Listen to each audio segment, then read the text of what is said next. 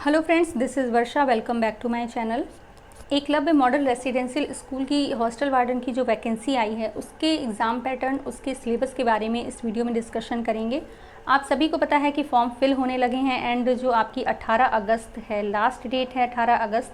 तो अगर जिसने भी फॉर्म नहीं फिल किया है वो जल्द से जल्द अपना फॉर्म फिल कर दीजिए, लास्ट डेट का वेट बिल्कुल मत करिए। तो इस वीडियो में बात करेंगे कि आपका जो एग्ज़ाम पैटर्न है वो किस तरह से रहने वाला है और किस तरह से सिलेबस को कम टाइम में ही पढ़कर हम अच्छे मार्क्स गेन कर सकते हैं एंड ज्वाइनिंग ले सकते हैं। ठीक है, तो देखते हैं। इस फॉर्म को ज़रूर फिल करिएगा कि इसमें ना ही बीएड मांग रहे हैं, ना ही सीटेट मांग रहे हैं। ओनली ग्रेजुएशन के बेस पर आप इस फॉर्म को फिल कर सकते हैं। चैनल पर नए हैं तो प्लीज़ चैनल को लाइक, शेयर एंड सब्सक्राइब ज़रूर करें, जिससे इस तरह के यूज़फुल वीडियोज़ आपको मिलते रहें। तो सबसे पहले हम एग्ज़ाम पैटर्न की बात कर रहे हैं कि एग्ज़ाम पैटर्न जो है वो आपका 120 मार्क्स का रहने वाला है।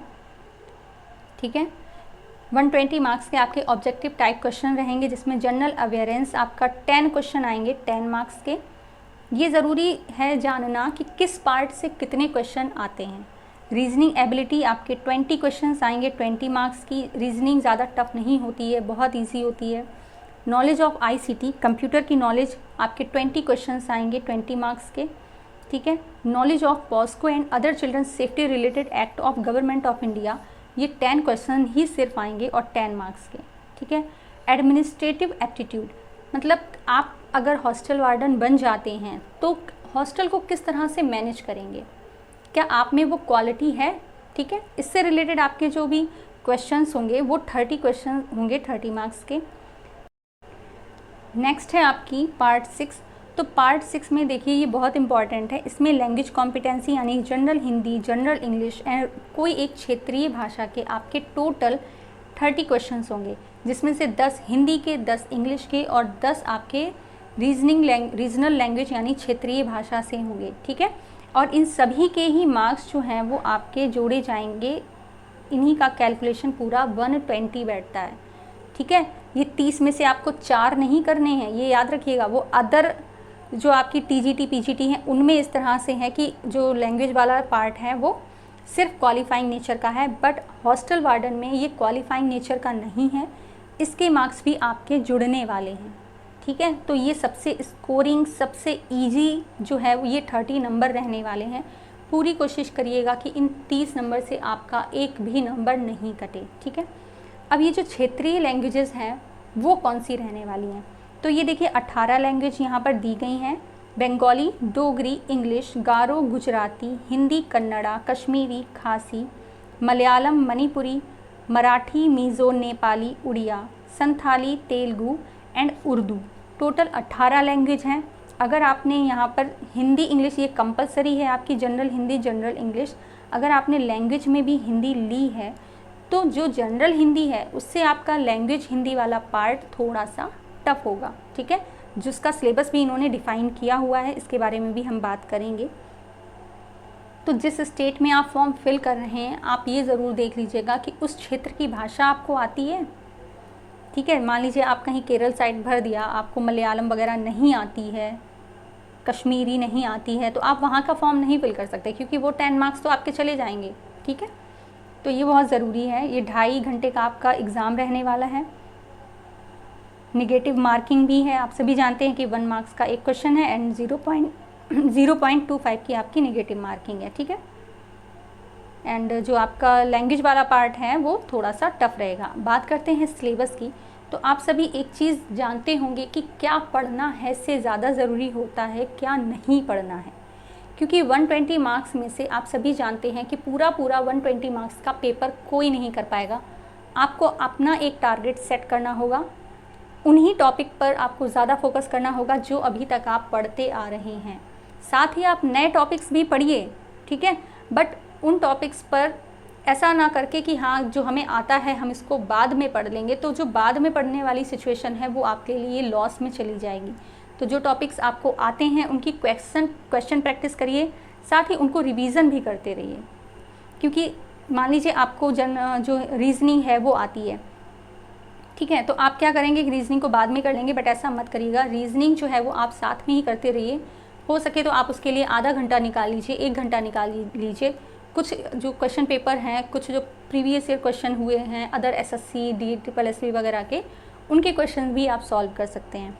तो जनरल अवेयरेंस का जो पार्ट है उसके आपके 10 मार्क्स का है, ठीक है, जिसमें आपकी जनरल नॉलेज साथ ही करंट अफेयर के क्वेश्चंस भी पूछे जाएंगे। करंट अफेयर भी वही वाले होंगे जो फील्ड ऑफ एजुकेशन, मतलब जो शिक्षा से रिलेटेड आपके करंट अफेयर्स हैं, ठीक है। इसमें से वही है कि करंट अफेयर पर जो स्टार्टिंग से जुड़ा हुआ होगा वही इसको अच्छे से कर पाएगा। अब बात करते हैं रीजनिंग की। रीजनिंग आपकी बहुत स्कोरिंग है, 20 मार्क्स का पार्ट है ये, और रीजनिंग इजी भी होती है, ज़्यादा टफ नहीं होती है। थोड़ी सी प्रैक्टिस करके आप अपनी जो रीजनिंग एबिलिटी है उसको और स्ट्रॉन्ग कर सकते हैं। कुछ ही लिमिटेड टॉपिक हैं जैसे पजल है, सिटिंग अरेंजमेंट है, डाटा सफिशिएंसी है, स्टेटमेंट बेस्ड क्वेश्चंस हैं वर्बल रीजनिंग के, इनइक्वालिटी है, ब्लड रिलेशंस हैं, ठीक है, चाचा के, मामा के, ताऊ के, इस तरह के questions. Sequence and series related है कि एक मेज है उसके चारों तरफ इस तरह से लोग बैठे हुए हैं। डायरेक्शन टेस्ट है कि उत्तर दिशा में इस तरह से पूर्व दिशा में गए 10 किलोमीटर, ठीक है। Assertion and reason, Venn diagram आप जानते ही होंगे कि वेन डायग्राम बना होता है कि इसमें कुत्ता है, इसमें बिल्ली है, इस तरह के जो क्वेश्चंस होते हैं, ठीक है। तो ये जो आपके क्वेश्चन हैं ये रीजनिंग के हैं, ज़्यादा टफ नहीं है, नॉर्मल से ही चैप्टर्स हैं। आप इनको यूट्यूब पर सर्च कर सकते हैं। कुछ जो मैराथन होती हैं जैसे कि पजल एंड सिटिंग अरेंजमेंट की मैराथन है, आपने उसको ही देख ली, उसी से आपका जो पूरा टॉपिक है वो क्लियर हो गया। क्योंकि टाइम आपके पास ज़्यादा नहीं है, हो सकता है आपका एग्ज़ाम नवंबर में हो जाए, तो मेरे सजेशन से तो आप मैराथन ही देखिएगा रीजनिंग के लिए, जिनसे आपको easy to moderate, easy to tough questions मिल जाएंगे, ठीक है। नॉलेज ऑफ आईसीटी की बात करते हैं। नॉलेज ऑफ आईसीटी जो कंप्यूटर नॉलेज है आपकी, इसमें भी आपका बेसिक कंप्यूटर पूछ रहे हैं, ज़्यादा कुछ नहीं पूछ रहे हैं। Fundamental of computer system, computer system का जो फंडामेंटल है, बेसिक्स ऑफ जो ऑपरेटिंग सिस्टम के बेसिक्स के बारे में आपको पता होना चाहिए। MS ऑफिस में आपका कई सारे पार्ट आ जाते हैं जैसे कि वर्ड है, पावर पॉइंट है, एक्सेल है, तो इन सभी की नॉलेज आपको होनी चाहिए, ठीक है। कीबोर्ड, उसके शॉर्टकट्स एंड उसके यूजेस के बारे में भी पता होना चाहिए कि शॉर्टकट कीज़ कौन सी होती हैं कीबोर्ड की और उनके यूजेस क्या होते हैं। इम्पॉर्टेंट कंप्यूटर टर्म्स वो भी आपको पता होना चाहिए, जैसे प्रिंटर वगैरह हो गया, इन सब की नॉलेज भी आपको होनी चाहिए। एब्रीवेशंस जैसे कि आपका शिफ्ट की हो गई, ठीक है, इन सभी के बारे में भी होना चाहिए नॉलेज आपके। एब्रीवेशंस जो आपकी फुल फॉर्म्स हैं उनकी नॉलेज आपको होनी चाहिए। Computer network, cyber security and internet के बारे में भी पता होना चाहिए। भाई हॉस्टल वार्डन बन रहे हैं तो कुछ साइबर सिक्योरिटी से रिलेटेड भी आपकी को जानकारी होनी चाहिए, ठीक है। जो आपका आईसीटी का पार्ट है वो भी आपका 10 मार्क्स का है, सॉरी आईसीटी का पार्ट आपका 20 मार्क्स का है, यानी कि ये भी बहुत स्कोरिंग है और ईजी भी है। तो ये जो 20 और 20 ये 40 नंबर तो ऐसे हैं कि आपको बहुत ही ईजिली आप इसमें अच्छा स्कोर कर सकते हैं। 34-35 तक स्टूडेंट्स जा सकते हैं इसमें।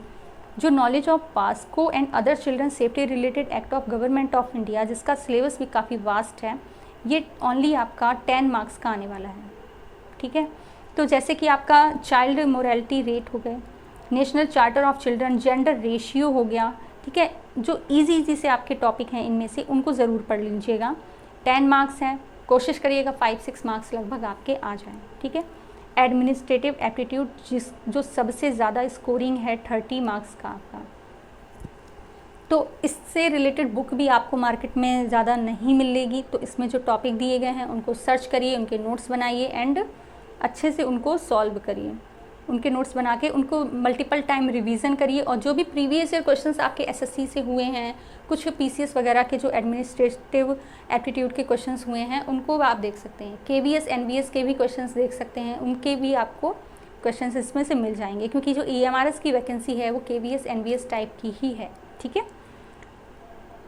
अब बात करते हैं आपका जो लैंग्वेज वाला पार्ट है, जो कि स्कोरिंग भी रहने वाला है आपके, इन तीनों को ही मिलाकर आने वाले हैं 30 क्वेश्चंस 30 मार्क्स के, ठीक है। जनरल इंग्लिश में आपका verb, tense, voice, subject, verb, agreement, article, comprehensions, fill in the blanks. Fill in the blanks आपके जो प्रीपोजिशंस होते हैं, इन, एन, ऑन, इस तरह के, ठीक है, विद, व्हाट, बाय, ये सारी जो आपके जो प्रीपोजिशंस होते हैं उनको लगाकर बनते हैं। एडवर्ब हो गया, error correction, sentence rearrangement, unseen passage, vocabulary, antonym, सिनोनियम, grammar and idiom and phrases. तो क्योंकि पेपर आपका केवीएस एनवीएस की तरह है, तो आप इनके जो KVS, NBS, DSSS, इन तीनों के जो प्रीवियस ईयर पेपर हैं उन पर फोकस करिएगा, ठीक है। जनरल हिंदी, इसके लिए संधि समास, विलोम शब्द, पर्यायवाची शब्द, सामान्य अशुद्धियाँ, वाक्यांशों के लिए एक शब्द, मुहावरे, लोकोक्तियाँ, अपठित गद्यांश पर आधारित प्रश्न। तो इसका जो सिलेबस है वो हम अपने चैनल पर करा रहे हैं, आप सभी वहाँ से देख सकते हैं। रीजनल लैंग्वेज की बात करते हैं तो अगर आप हिंदी चूज़ करते हैं, अब अभी हम हिंदी को ही लेकर चलेंगे, तो उसमें से हिंदी से रिलेटेड आपकी basic grammar, synonym, एंटोनियम्स, one word substitutions, ठीक है, मतलब वाक्यांशों के लिए एक शब्द जो आपका इसमें भी है, जनरल हिंदी में भी है और इसमें भी है, ठीक है। एरर डिटेक्शन, मतलब गलती किस में है, स्पेलिंग एरर, वर्तनी संबंधी अशुद्धि, ठीक है।